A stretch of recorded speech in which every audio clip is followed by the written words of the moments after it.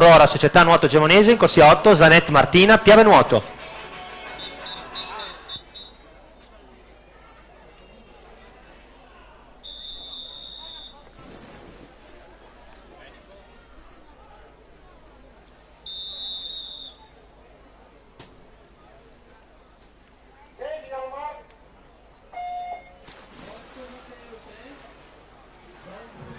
Procediamo con la premiazione dei 200 misti. Al terzo posto per la Fondazione Bentegodi in 2.14.21 Rossi Edoardo.